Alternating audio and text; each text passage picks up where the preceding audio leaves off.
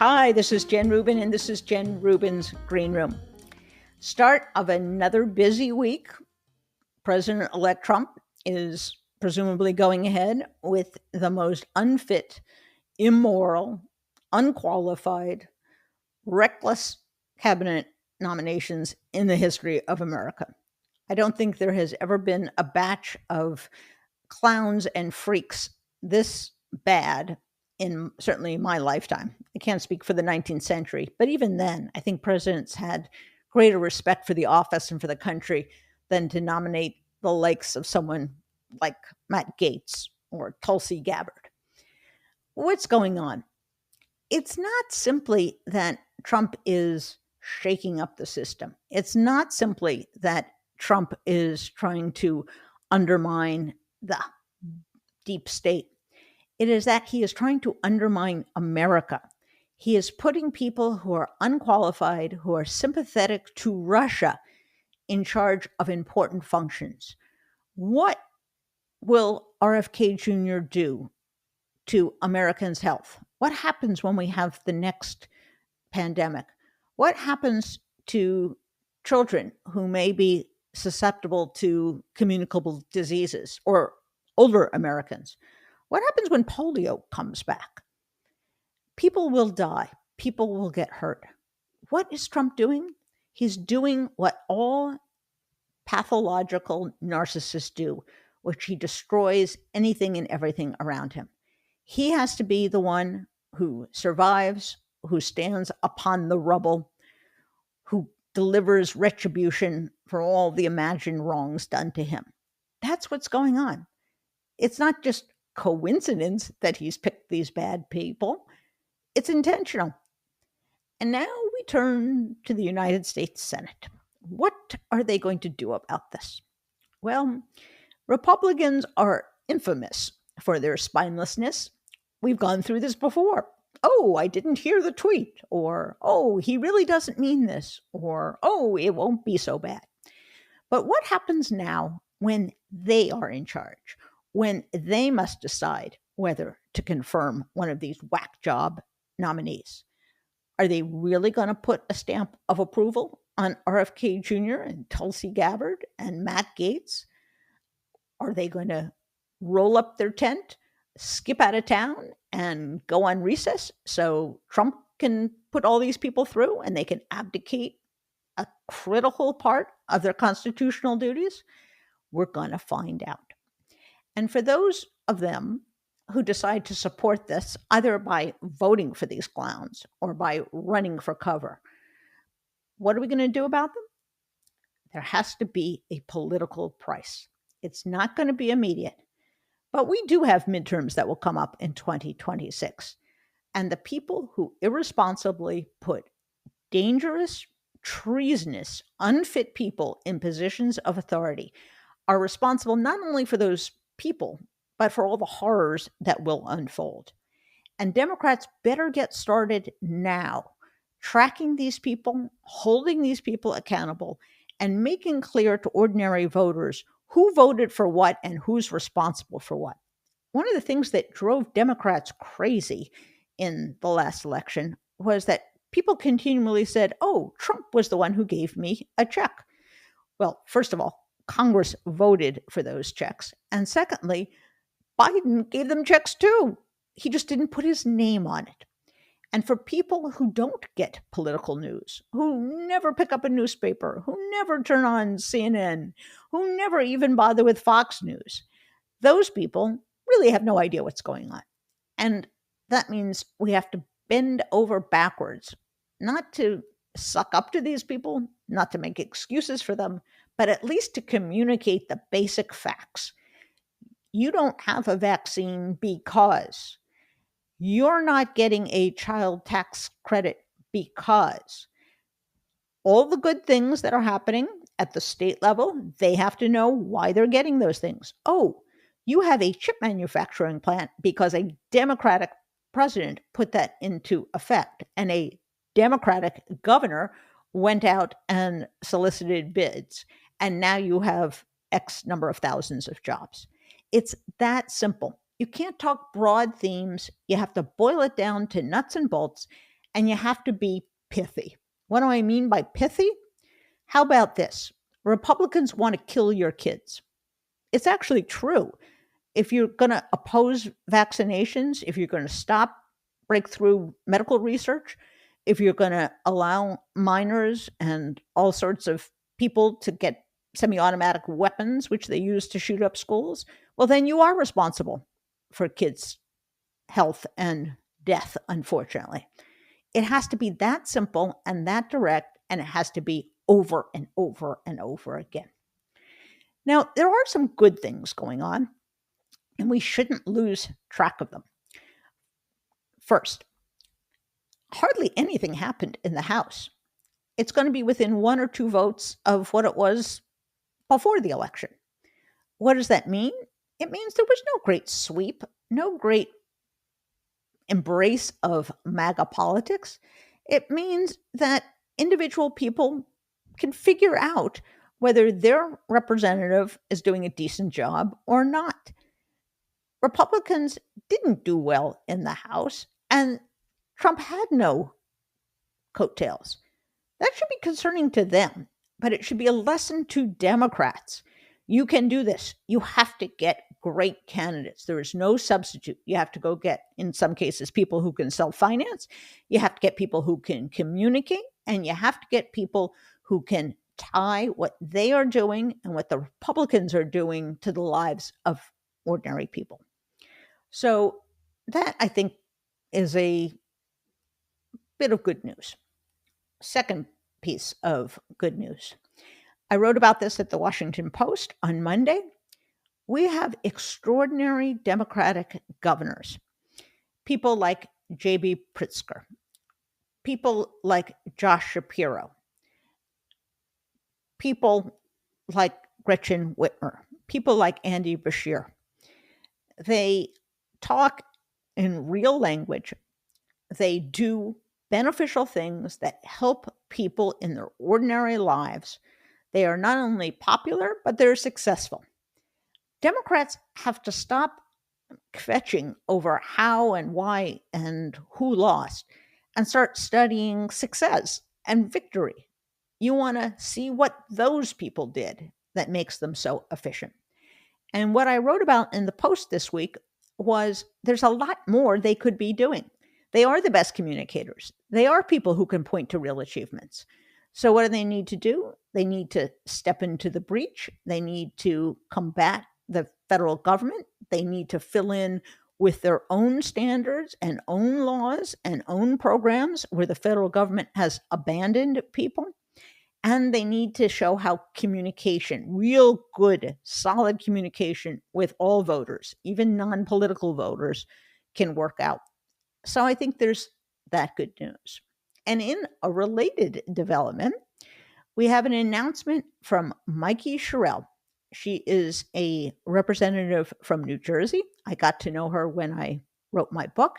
She has announced she is running for governor of New Jersey. Now, it's a very crowded field, but she is a unique talent. And I cannot stress that Democrats have to think not only about winning that election, but who they want to begin the process of establishing a national reputation. There are few politicians who are as effective as Mikey Sherrill. She is a U.S. Navy helicopter veteran. She is a former prosecutor. She is dynamic. She is appealing. She is productive. She got along with centrists in the Democratic caucus. She got along with progressives. She has been absolutely devoted to trying to preserve abortion rights. And I think she's got her eye on the ball. In her announcement video, what did she say? She talked about the cost of living. She talked about housing prices. That's how you do it. Specific, no nonsense, and you let voters know that you're not a lifetime politician. You're not a political hack. And let me tell you, she's going to be running against a bunch of political hacks in the primary, let alone in the general election when she meets whoever the Republicans put up. So a very positive development. If you live in New Jersey, or if you don't, Think about volunteering, think about giving her money, think about following her, think about telling your friends who live in New Jersey about her. She is, I think, a unique talent. And coincidence or not, you decide, also running for governor next year, this time in Virginia, is Abigail Spanberger, a former CIA officer who is another rising star. Now, what do these two people have in common? Other than the fact that they were both elected in 2018, other than the fact they are national security experts, other than the fact they're great communicators, have young families, are terrific politicians, they were both featured in my book. Yes. Now, I don't want to claim responsibility. Coincidence is not causation.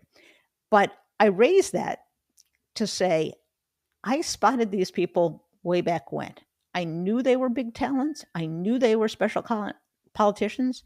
And you know, the third one who I spent a lot of time talking to, and I thought, oh, she's going places. That's Lisa Slotkin, who just won the Senate race from Michigan. So keep your eye out for these women. There are a lot of Democratic stars if you look in the right places. And I think one election does not mean that the future is dim, let alone non existent. There will be elections to fight and arguments to make. And most of all, the clowns who are going to be assuming office in January are really going to make a mess of things. And it will be up to us to point it out and to hold them accountable.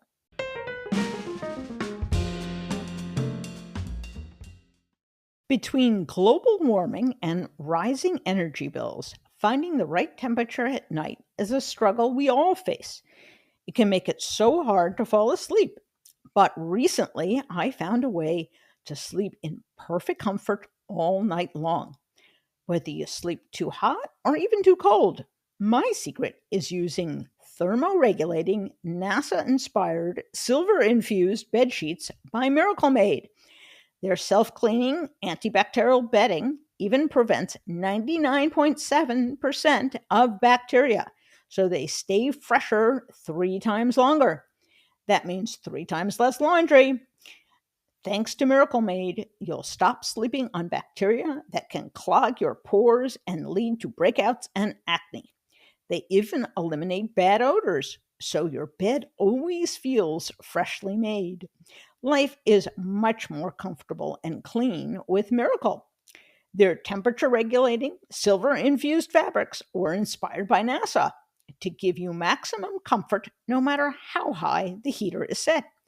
Just picture how great it will be to get a better night's sleep every night. Plus, Miracle sheets feel soft and luxurious without the high price tag of other luxury brands. They feel even nicer than bed sheets used by some 5-star hotels. So you'll feel like you're on vacation every time you get into bed. I imagine I'm in the south of France, or maybe the Alps, at a lodge, going skiing. Well, wherever you want to be, you can go with Miracle Made. What part of Dreamland will Miracle take you to? Miracle has a whole line of comfortable bedding, self-cleaning, pillowcases, and comforters. I know you'll love them. Go to miracle.com/greenroom to try Miracle sheets today. And whether you're buying them for yourself or as a gift for a loved one, if you order today, you can save over 40%. And if you use our promo, Green Room, at checkout, you'll get 3 free towels and save an extra 20%. Miracle is so confident in their product that it's backed with a 30-day money-back guarantee. So if you aren't 100% satisfied, you'll get a full refund. Upgrade your sleep with Miracle Made. Go to trymiracle.com/greenroom and use the code GREENROOM to claim your free 3-piece towel set and save over 40%. Again, that's trymiracle.com/greenroom to treat yourself. Thank you, Miracle Made, for sponsoring this episode. You can look for the link in the show notes.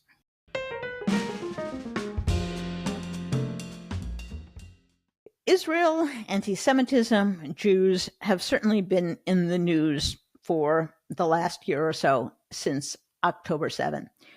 But the problem that was surfaced, namely the endemic nature of anti-Semitism and the ignorance about Jews, is as old as Judaism itself. And it is, I fear, a problem that is not going away anytime soon. I was minding my own business and came across a piece in the Atlantic Monthly written by a woman, Dara Horn, that took exception with Holocaust education. And her thinking was so provocative and so interesting, I started reading more of her. And I realized she had written a book by the title People Love Dead Jews, Reports from a Haunted Present. And it's an important topic for Jews and for non-Jews. And it, I think, also has a bit of a silver lining. And that is that what we fear is widespread malice may be closer to widespread ignorance.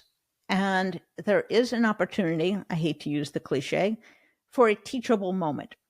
So in that spirit, I hope we all learn something. And I've invited the author of that book and those magazine pieces, Dara Horn, to be with us. Welcome to the show, Dara. Thank you for having me. My absolute pleasure. So you wrote a book with a very provocative title, People Love Dead Jews. What did you mean by that? Yes, well, so this book came out in 2021. It was my sixth book after publishing 5 novels, so this was a bit new for me, although I do write a lot of nonfiction for other, for various sources, but this is my first nonfiction book. People Love Dead Jews is a book about the role that Jews play in a non-Jewish society, and the premise is basically twofold. The first part of it is that people tell stories about dead Jews that make them feel better about themselves. And the flip side of that is that living Jews often have to erase themselves in order to gain public respect.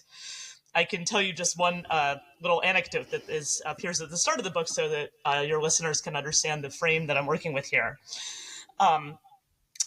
This is a story I tell that happened at the Anne Frank Museum in Amsterdam in 2018. That museum is, of course, where young Jewish diarist Anne Frank was hiding with her family and other persecuted Jews during the Holocaust before they were captured and murdered. That building is now this blockbuster museum in Amsterdam. It's probably the top tourist site there. They've got millions and millions of visitors every year. And the story, it was a news item that I had read in 2018 about a young Jewish man who was working at that museum, and the museum would not allow him to wear his yarmulke to work. That yarmulke being this small skull cap that religious Jewish men often wear. Museum would not let him wear it to work. He appealed this decision to the board of the museum. The board of the museum then deliberated for 6 months and then finally relented and let him wear his yarmulke to work. And I had read this news story and I just thought, 6 months is a really long time for the Anne Frank Museum to ponder whether or not it was a good idea to force a Jew into hiding. And, it actually even gets worse than that, because then I, was looking into this news story and I found it's a very similar news story from a few months earlier in 2017, where visitors to that museum had noticed something odd about the audio guide display, where, it's a big international museum. They have, 15 languages for their audio guide. And there's that place where you pick up or download your audio guide. And it has that chart where it says all the languages. And it says English, and there's a British flag. Francais, there's a French flag, until you get to Hebrew. Hebrew, no flag. Oh, my. Yeah. And I read about this, and the museum has since corrected this. But what was interesting to me about this is I'm like, these are PR mishaps, but they're not mistakes. Yeah. And they really sort of illustrate this attitude. And as I put it in the book, people love dead Jews, living Jews, not so much. And I will tell you that, this story is from several years ago, but I was thinking about this, of course, in recent days, we're recording this now in the middle of November, and it was about a week ago that there was this basically a pogrom in Amsterdam, Yes. with people chasing down and attacking Jewish fans for a soccer match there. So I was thinking about this again. I'm like, and this is literally down the street from this blockbuster museum where visitors are lining up by the millions to pay homage to dead Jews. And to your point about erasing Jews, some of the coverage in the United States seem to either blame the Israeli football team or not mention that this was in the context of anti-Semitism. So you wouldn't know from the headline and maybe a couple graphs, which is all people read in many instances, that this was, as you say, a pogrom against Jews. And Jews had to plead that they were either not Jewish or, in essence, recite some kind of pro-Gaza message to spare their lives. What explains that? Why do people do that? Oh, I mean, it's even worse than that, actually. It's not, there actually is a preponderance of evidence that this was a pre-planned attack. Mm-hmm. These were gangs of mostly Dutch Moroccan immigrants and maybe some Dutch Turkish immigrants and children of immigrants, Dutch Moroccans and Dutch Turkish people who were gathering at, they had planned this. They had maps of like what hotels these people were staying in, which exits to use. And this was, it was organized also by taxi drivers. I mean, there's like a big paper trail for this. Yes, and as you say, some of these were the news stories basically were like, it was a clash, between fans of different teams, which it wasn't, and then it was these Israelis were chanting racist things, which is remarkable because that's the one element of this story that's not newsworthy, because there's never been a soccer match in Europe ever that hasn't involved fans chanting racist things. I know nothing about soccer, but apparently, unfortunately, that's a huge feature of soccer, and that's the most remarkable thing. But this was in fact not a response to fan behavior. It wasn't drunken fans getting into a brawl. This was an organized attack. So, as you say, why is this ignored? There is a baseline assumption that really all of us in Western cultures are operating from, which is assuming that Jews are collectively evil until proven otherwise. This is something that's so embedded in our culture. I don't know how deep you want to go into this. Yes, that's what this is all about, and what I write about, and what I agonize over, and what I've written about in connection with October 7, which we will get to. And by the way, listener, this was written years before October 7, as if there was not enough. Yes, this book, I put this book out in 2021, obviously wrote it in the years prior to that. I was writing about this before it was cool. Sadly now exactly. It's cool. But please go on. There is an embedded assumption that they either deserve these things or they are a nefarious force in society. And people say, but that was a religious prejudice. We're not religious. We're a secular society now. How could that be? Oh gosh, there's so much to unpack here. Okay, so yes. Okay, I'm going to start with the historian, and this is something I write about. I've written about this more recently in some pieces I published in the Atlantic, but this part is not in the book. The historian David Nirenberg published an amazing book about 10 years ago called Anti-Judaism. I think the subtitle in one version was The Western Tradition, and then later it was History of a Way of Thinking. And in that book, his premise is that Western societies, and the way he interprets that is very broad. It's pre-Christian, ancient Mediterranean world. It includes Christianity. It includes Islam because of Islam's relationship with Judaism. It includes post-religious societies, to go to your point. Post-Enlightenment and then 20th century societies.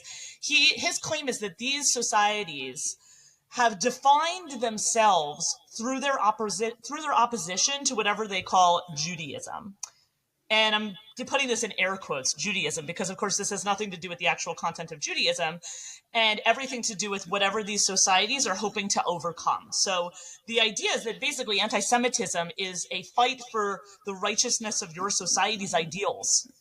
And And basically that is whatever Jews represent, whatever you're fighting against. So, if it's a capitalist society, Jews are communists. If it's a communist society, Jews are capitalists, right? If it's a society that vilifies nationalism, then Jews are chauvinistic nationalists. If it's a society that celebrates nationalism, then Jews are rootless cosmopolitans. If it's a racist society, then Jews are an inferior race.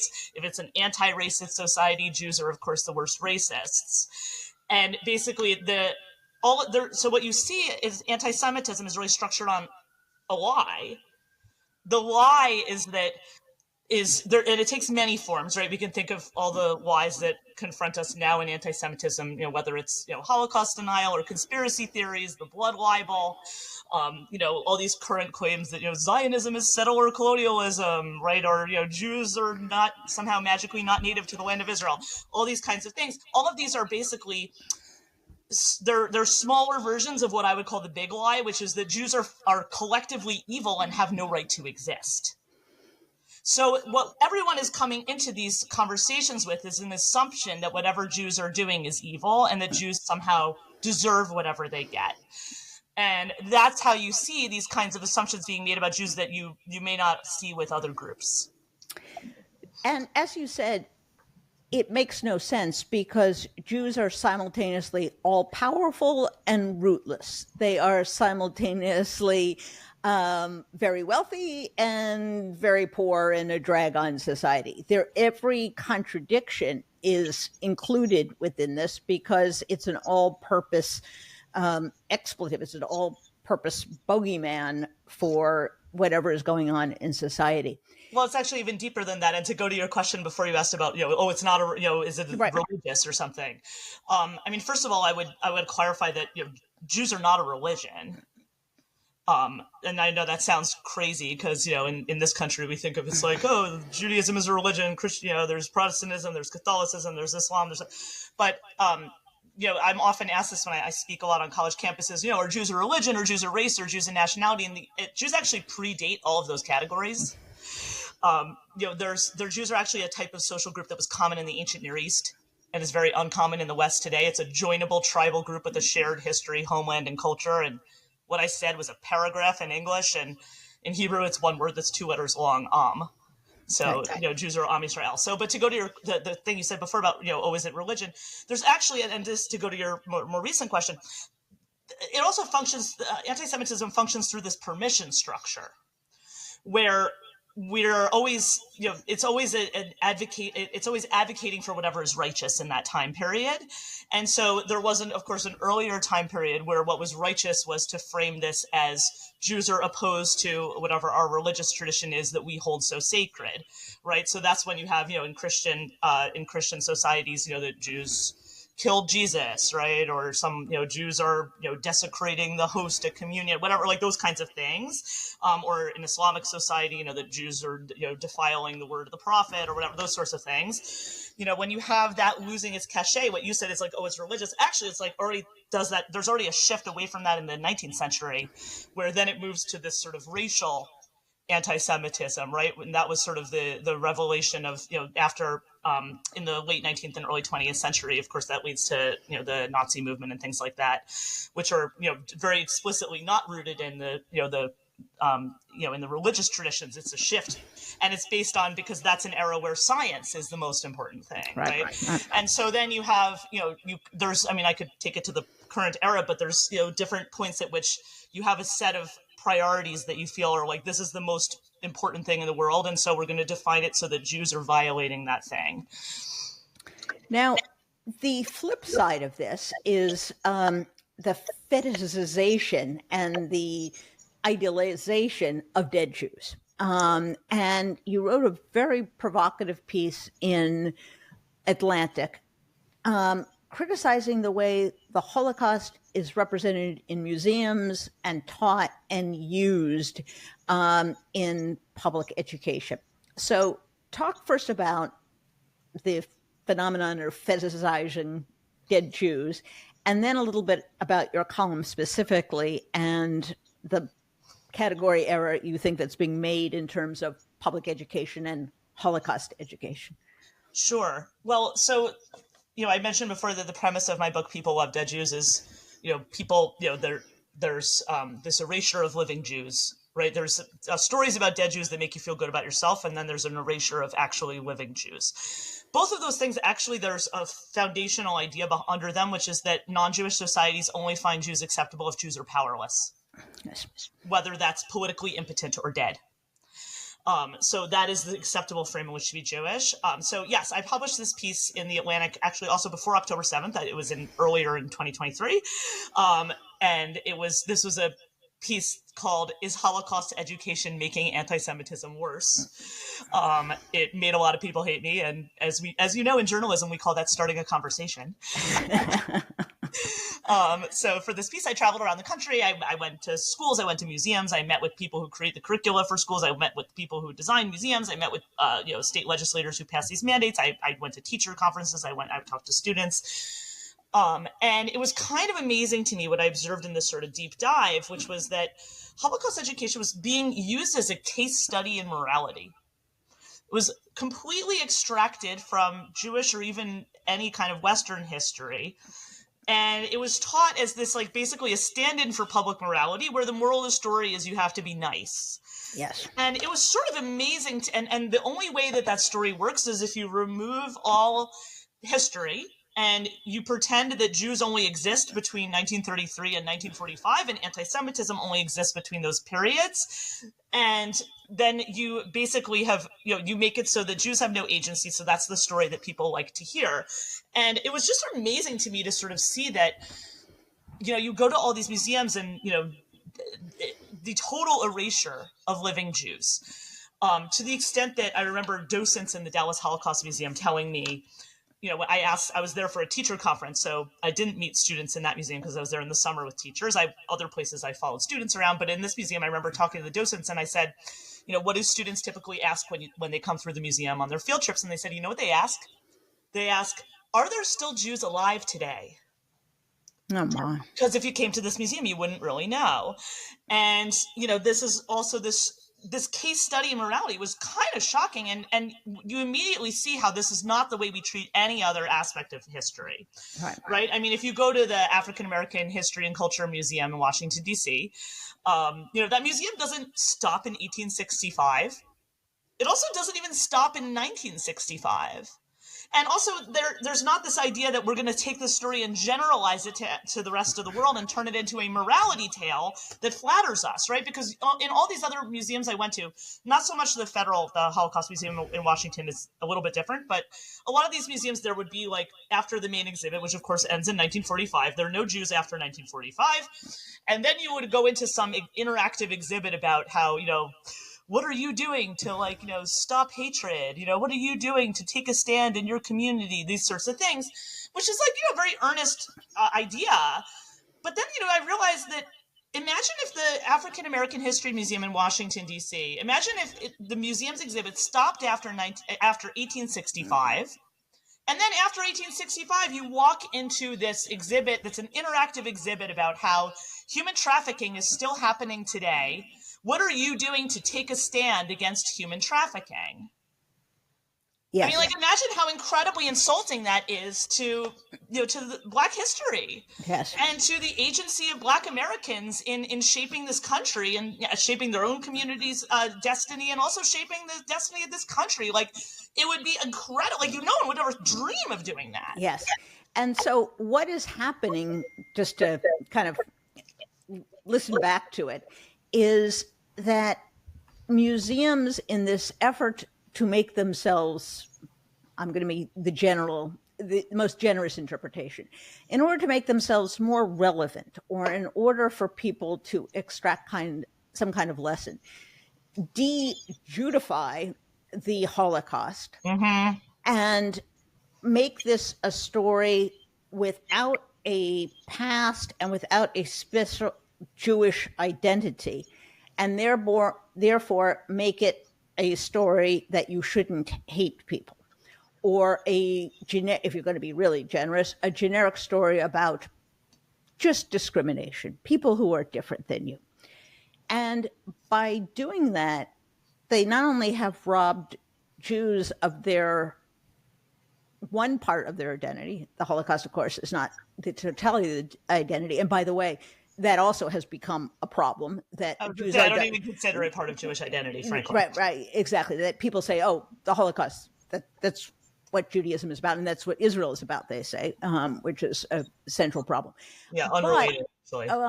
But in doing so, they blur the unique evil that the Holocaust represents. They minimize the Holocaust. They make it like other mean things that people do.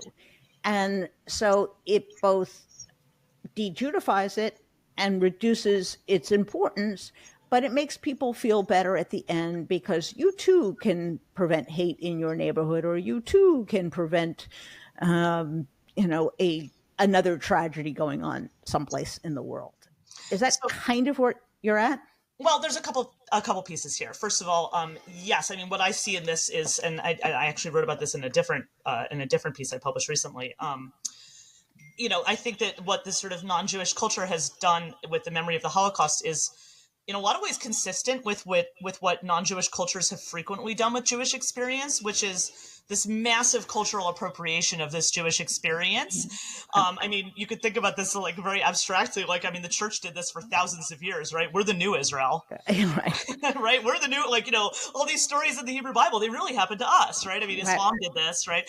There's a lot. I mean, that pattern of like, we take a Jewish experience, we say it happened to everyone, and then we're like, why are there actual Jews here? Like, they ruined the story, right? I mean, that aspect of it, and also, as you say, like, I mean, this is. There's this like defining genocide down, right? Where suddenly it's like, ethnic cleansing suddenly counts as genocide. I mean, all these sorts of things, right? But that bothers me less than this. What it really does is absolve people of anti-Semitism, which is itself endemic in that erasure of Jewish identity. And not Jewish identity of like the Holocaust belongs to the Jews, but the erasure of Jewish identity in terms of this celebration of the Holocaust, of the people who were victimized in the Holocaust, who are most just like you and me, so to speak, right? So you have, the valorization of somebody like Anne Frank, who's a person who, didn't speak a Jewish language, wasn't, particularly connected to Jewish culture. 85% of the people murdered in the Holocaust were Yiddish speakers. That was the civilization that was destroyed in the Holocaust. Yes, was Yiddish-speaking European Jewish civilization. Nobody cares about that, right? So that's one piece of it. But also, what it does is destroy any ability to understand how people are still participating in this anti-Semitic culture, because they don't realize that even that erasure of saying, oh, we're going to take a generic idea about how to fight bigotry, where we're going to say, see this group of people over here, you shouldn't hate those people, because it turns out they're just like you and me. They're just like everyone else. The problem with this from the point of view of Jewish culture is that Jews spent 3,000 years not being like everyone else. Right? I mean, I think I say this in the book, uncoolness is Judaism's brand. Yeah. Right? I mean, this kind of goes back thousands of years to the ancient Near East. Everybody else is worshiping their Marvel cinematic universe of sexy deities, and the Jews are like the losers in the school cafeteria with the bossy, unsexy, invisible God, right? Like, like the whole, like one of the whole premises of Judaism is this, like, is a counterculture. Yes. Right? There's a counterculture that is, not bowing to tyranny, not bowing to dominating empires. That is like, and that's, the persistence of Judaism in the face of these dominating empires is not unique, but unusual in world history. And I'm like, the Nazi project was not about just murdering 6 million people who were just like you and me. It was about erasing Jewish civilization. And I look at these way we're teaching about this, I'm like, why are we participating in this erasure?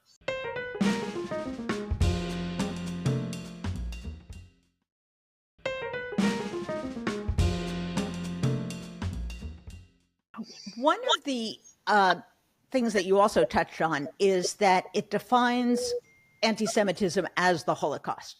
Yes. Therefore, it's not so bad. What? This isn't like Nazi Germany, they say, as if that's a validation for attacking Jewish students on campus, for writing swastikas on, Jewish shops, for editing Jews out of diversity programs, that by setting the bar so high and not explaining this within the tradition of anti-Semitism, it really lets people off the hook now, and in fact allows a great deal of anti-Semitism.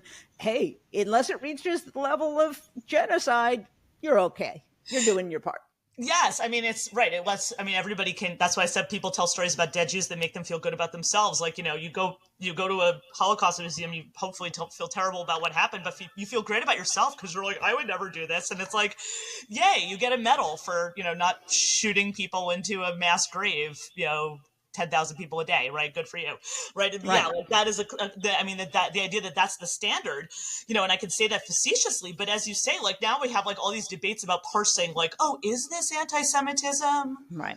Is this anti-Semitism when someone's, throwing rocks at a Jewish student, and it's like, well, they yelled "Free Palestine" while they were throwing a rock, so I guess it's not anti-Semitism. It's like, how is it? I mean, it's like you literally need to be yelling "All Jews must die" and be a white nationalist in order for it to count as anti-Semitism. And when you do, and when you say "from the river to the sea," which means eradicating Jews, that's not even good enough, because maybe the person doesn't know what they're saying, or maybe they just mean Jews would voluntarily move. Oh yeah, I mean, it's totally fine, right? I mean, or like, globalize the Intifada. It's like, I mean, this, I don't know if we want to get into this. I was participating in this sort of ill-fated anti-Semitism advisory committee to the now former president of Harvard, who unfortunately, along with my good friend David Wolpe, who also left it. Yep. Unfortunately, they didn't really take a lot of our advice. I could say more about that, but like, we were talking about this, and they're like, oh, we're really worried about free speech, and like, not a single person on this committee had any problem with free speech. And, we have to play this game where and I'm like, yes, people can shout "globalize the Intifada" all they want. This is a racist slogan, and in this country, people can yell racist slogans as often as they want. And, and it's sort of like, oh, well, what does it really mean? Word Intifada just means uprising. I'm like, that is 100% true. The word Intifada just means uprising. Just like the word Sieg Heil just means hail victory. And a Confederate flag is just a symbol of the South. Right.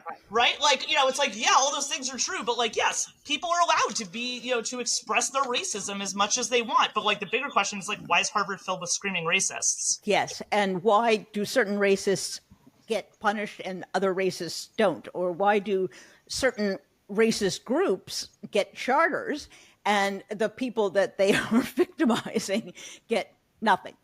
So let's talk a little bit about October 7th, since this was such an appalling example of everything you have written about and spoken about.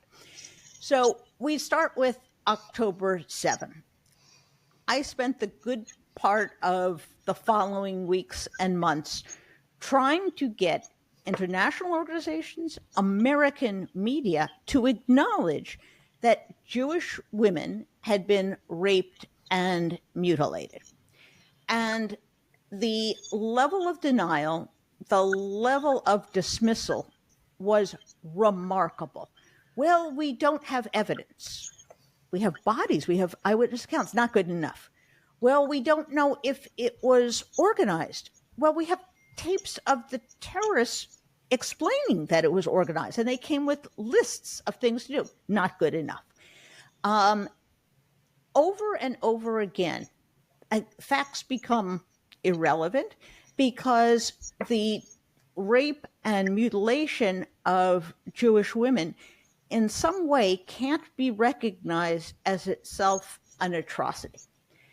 Then we move to the Jews had this coming because they're colonial oppressors, and factually wrong, historically wrong, whatever.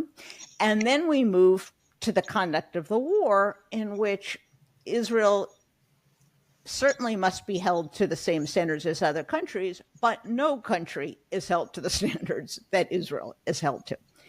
So it seems to be all parts of your theory and your work all crammed into one horrible year and a half of the most grotesque anti-Semitism and erasure and denial that we can come up with.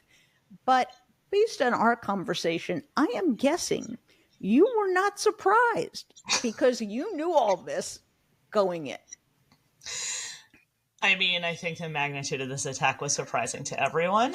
Yes. Obviously, including, people in Israel who were, caught, who unfortunately, were not prepared. Yes.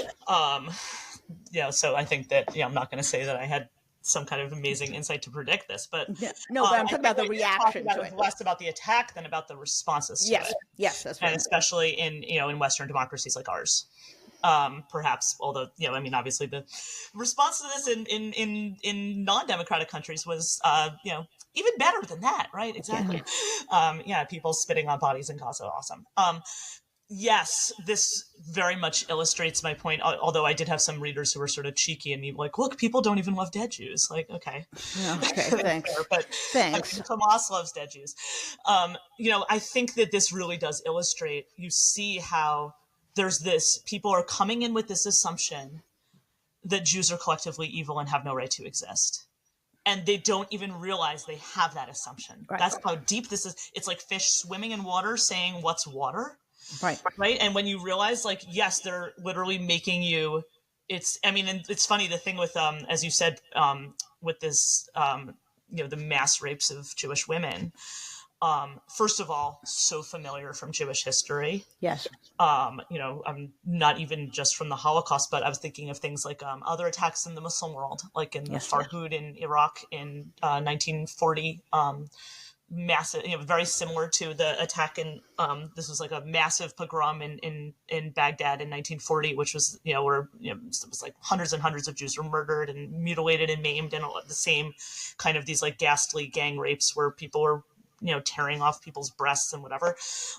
Very similar descriptions to the Hebron massacre in 1929 in, what is now, Israel and the West Bank.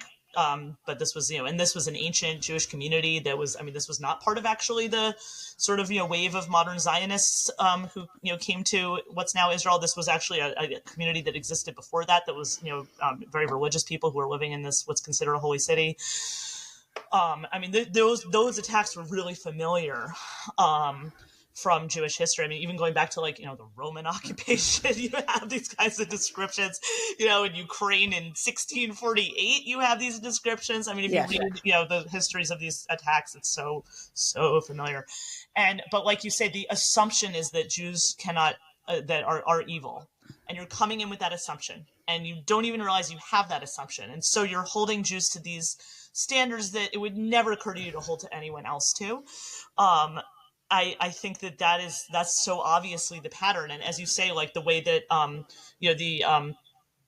the way the war is being waged, for example, I think when you look at, let's say, it's being called a genocide, right? Yes. I'm like, it's a war. It's a war.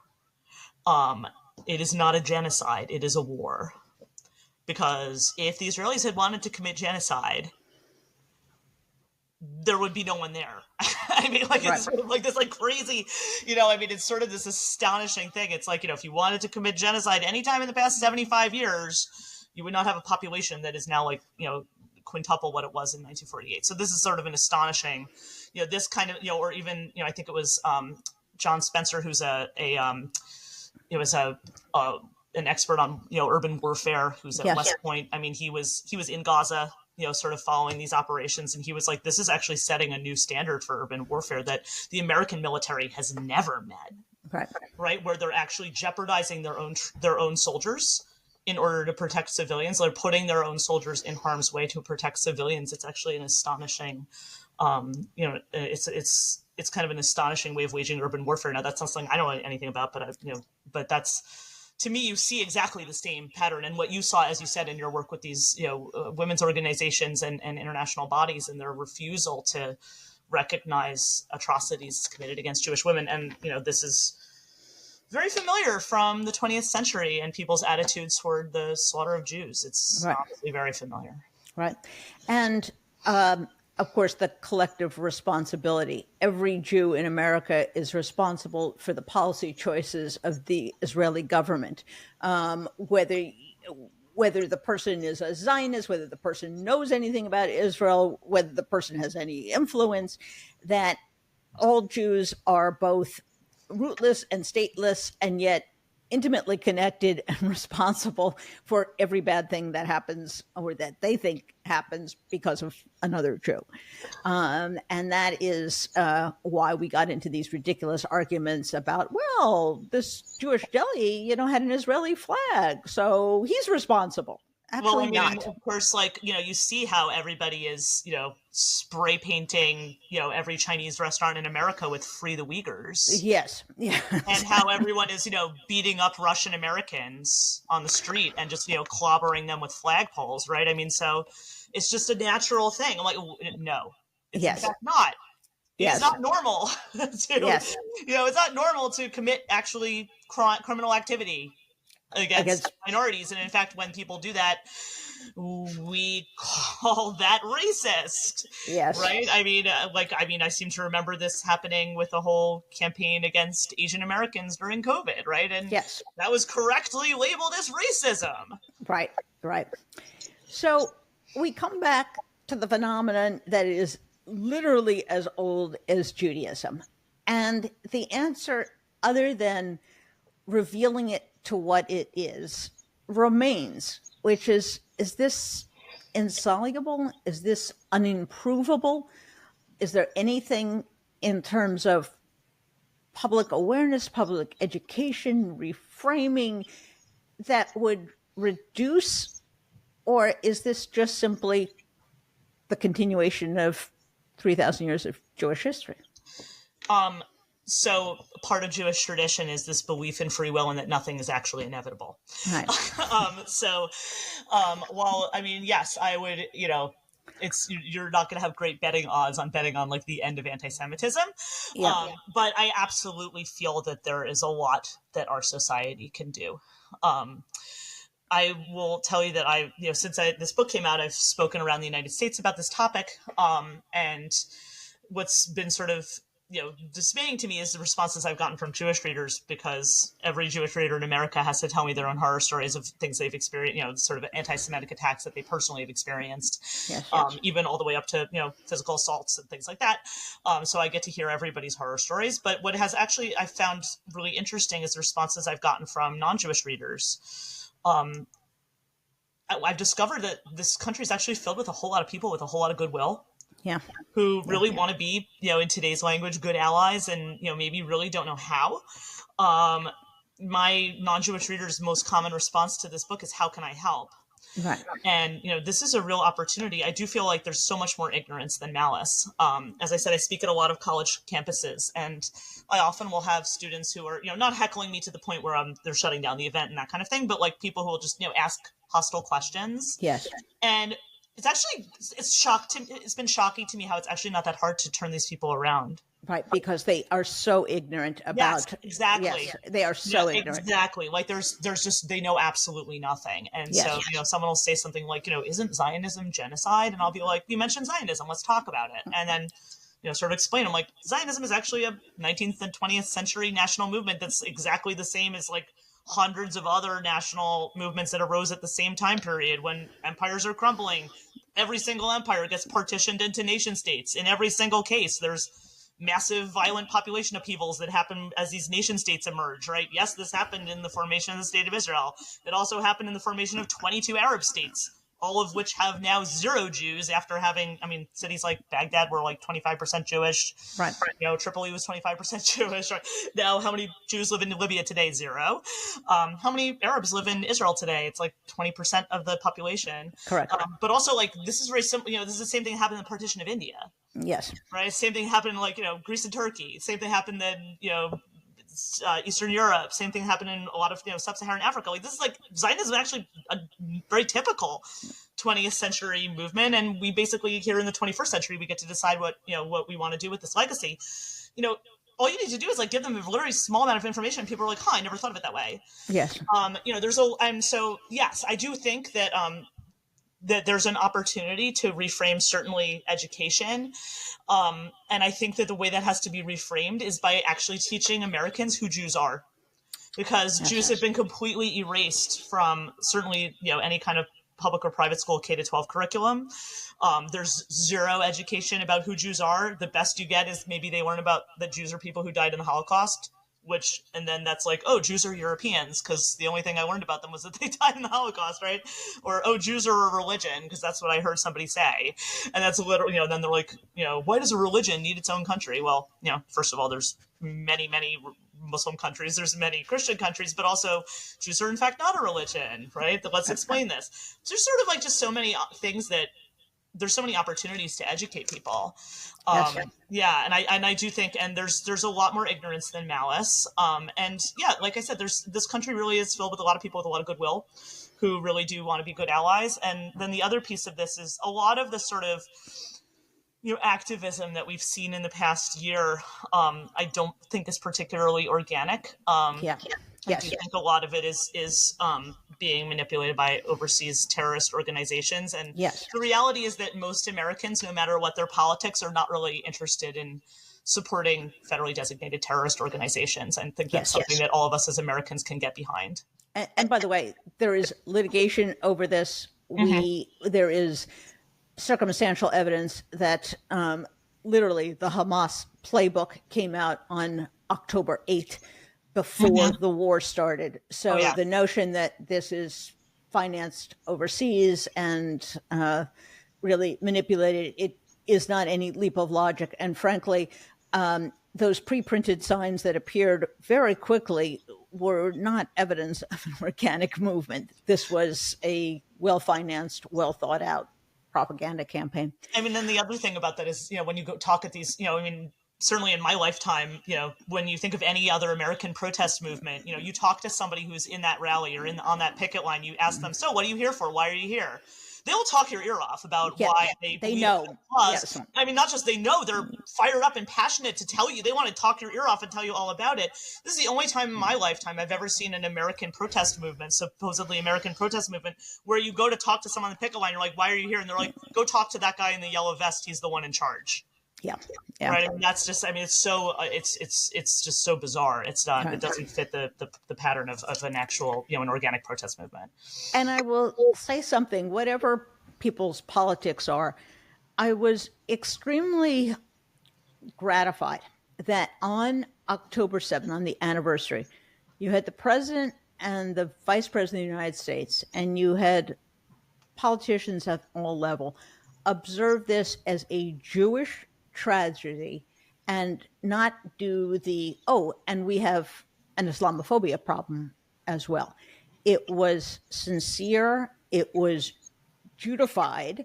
The president appeared with actually one of the two rabbis from my shul, Rabbi Alexander.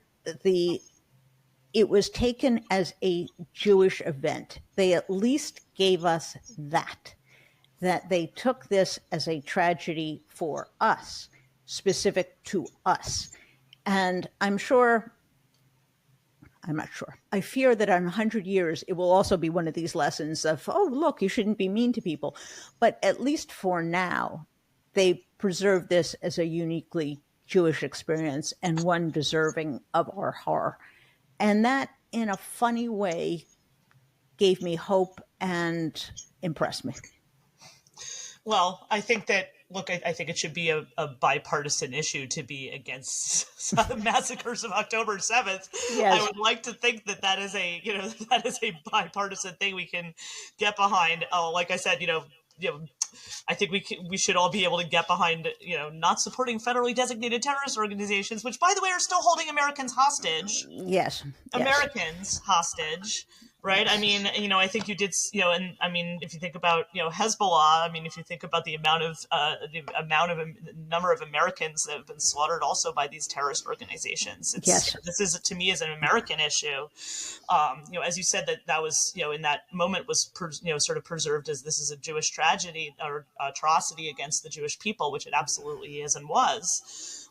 But I think that there's a broader, reason for, everyone in this country to care about this, which is that, this is, you're really fighting against these tyrannical regimes. Exactly. So do you have another book in the works? Are you going to go back to novels?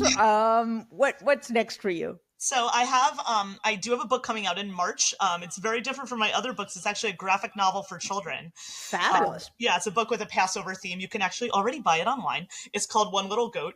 It's about a family at a Passover Seder where they can't find the afikomen, which is this piece of matzah that's hidden, and then the children have to hide it and find it during the Seder, and the Seder has to ceremonially ends with the sort of retrieval of this hidden piece of matzah. This family, they can't find it, and so the Seder, they're trapped at the Seder. It can't end. They're trapped there for 6 months.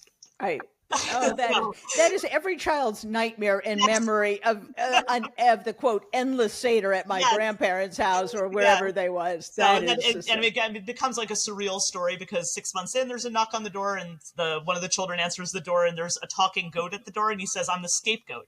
I'm the reason for your problems. I can help you find this piece of hidden matzah." And the kid's like, "Great, where is it?" He says, "Not where, when."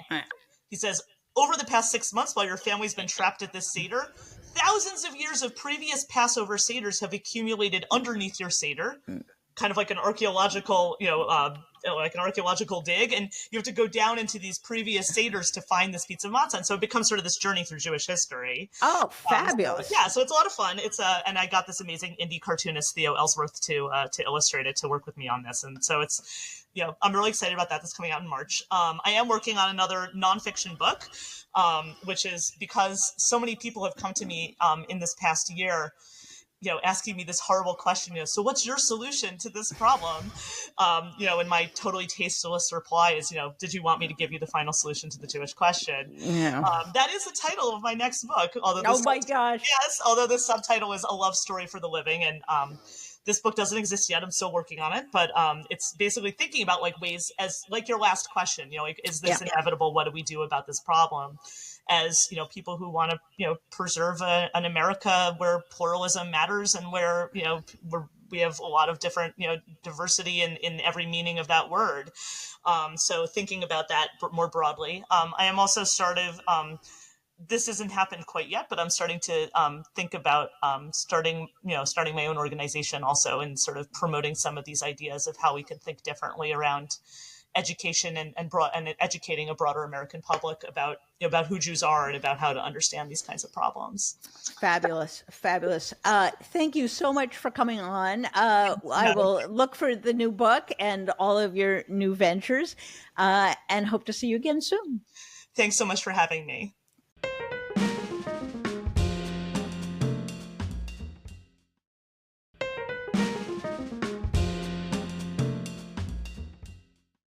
And that was Dara Horn.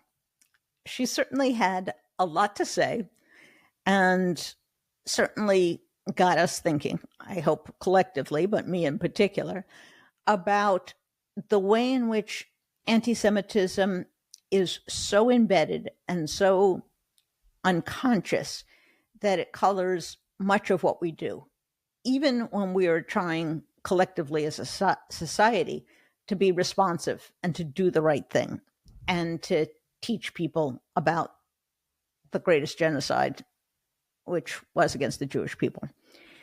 And I think what I come away with is that we have to be authentic, meaning if we think that the Holocaust is a great example for other peoples, other events, then we have to really do it justice and understand what it was. It's not just a symbol.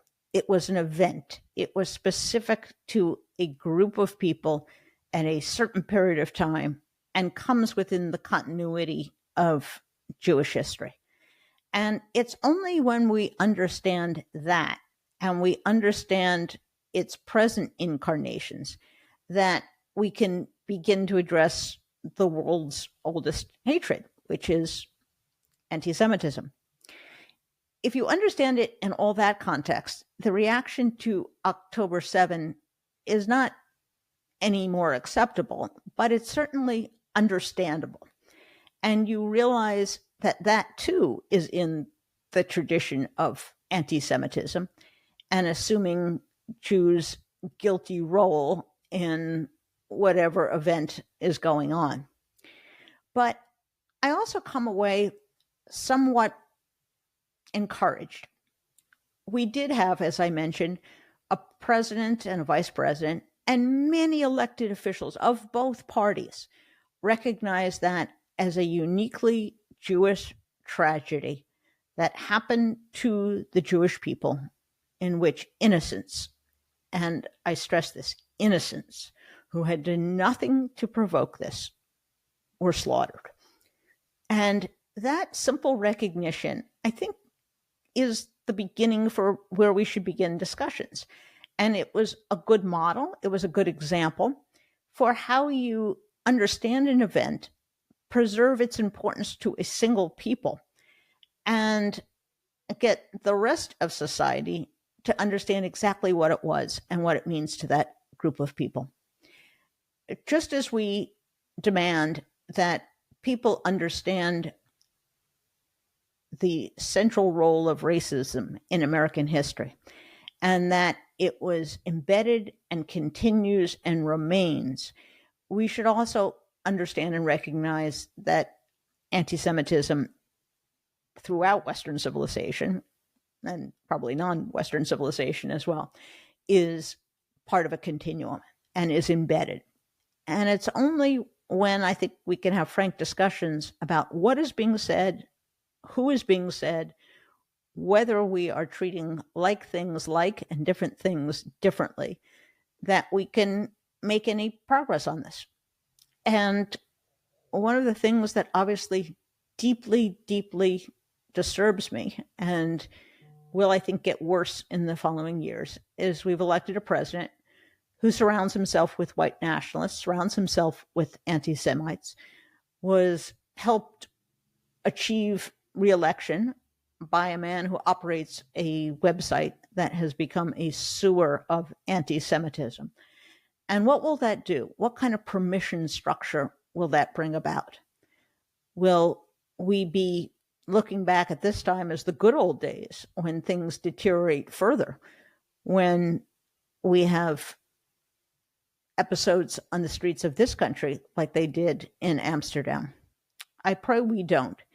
And I think Americans of goodwill, and as Dara said, there are many Americans of goodwill, have to make a conscious decision that they will not accept this.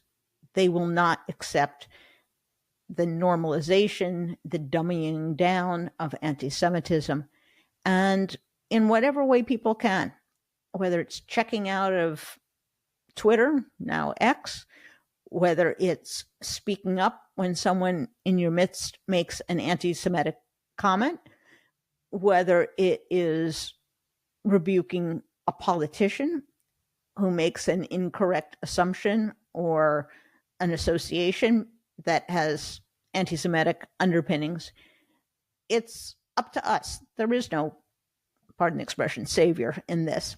And unless we take it all seriously, it's not going to change.